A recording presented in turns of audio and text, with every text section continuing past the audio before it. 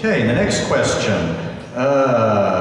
Currently, the New York State Assembly is tightly controlled by the leadership. What will you do in the next legislative session to reform Albany on redistricting, campaign finance, ballot access, and individual member empowerment? I want to make sure they get their full 2 minutes on this one, because there's a lot of things. Basically, it's a general reform Albany. What would you do, what do you support, and what do you want to do to make it happen?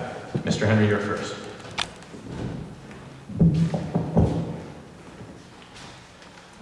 When I beat Sheldon Silver, who's now the chairman of the Rules Committee, the State Assembly will need a new Assembly person.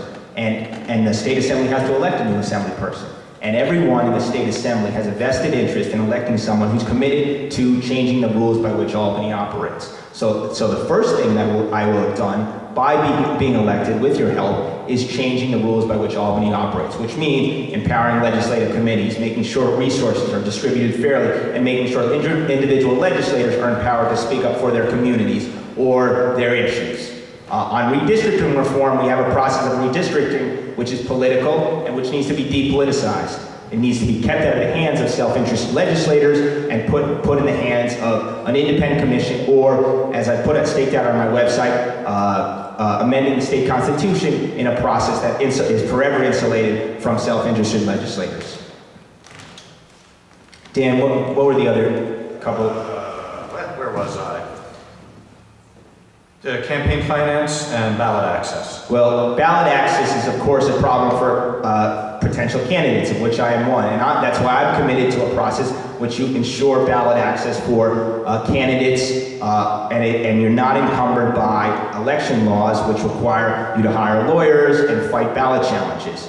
In terms of campaign finance, I believe 100% unequivocally in clean money, clean elections. I've recently staked out we recently put a little YouTube video up on our site, and we put it out in the media, and it's where I'm on the streets asking normal and abnormal New Yorkers, because we know there's all sorts, if they'll contribute $5 to my campaign as a sign of the support in the population for removing the money out of politics. And of course, a clean money, clean elections program means getting a small number of getting a small dollar contribution from a great number of people, rather than having big money donors fund election races. And that's what I'm committed to.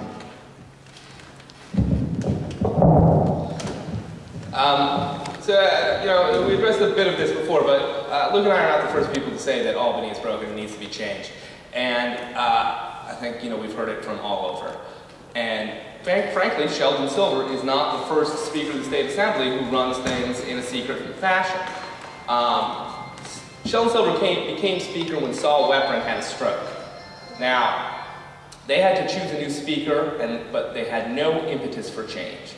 The only reason why they had to choose a new Speaker was because somebody fell ill. Now, if they have to choose a new Speaker because Sheldon Silver loses to a 33-year-old community organizer on the Lower East Side, I guarantee you they're going to change things. Nothing is more important to elected officials than their nice jobs in Albany. I hate to sound cheesy, but it's the only language they understand. The only way we will ever get real change in our legislative rules and get a transparent legislative process is by defeating Sheldon Silver in a Democratic primary. That's what we're here to do today. But in terms of redistricting, we can have very specific proposals. I think in the city we need to have our districts drawn so they adhere to community boards as tightly as possible. I think we need to, in upstate and the rest of the state, we need to have them drawn to county lines and village lines, etc. You can go into the details of that proposal, but what it is we've had a deal on redistricting for 30 years in this state where the Republicans get to draw the state Senate and the Democrats get to draw the Assembly. So we've got 108 out of 150 Assembly members as Democrats, and we've got 32 Republicans and 30 Democrats in the state Senate in one of the most democratic states in the country.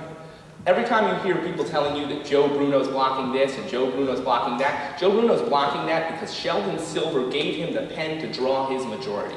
So that's number one, we have to change that. I am a firm supporter of clean money, clean elections, public financing of elections. It has to be voluntary for constitutional reasons, but in fact, nobody who has ever been involved in a campaign can tell you they'd rather spend hours and hours on the phone begging for money when they can reach out to their constituents and talk to voters like we're doing today.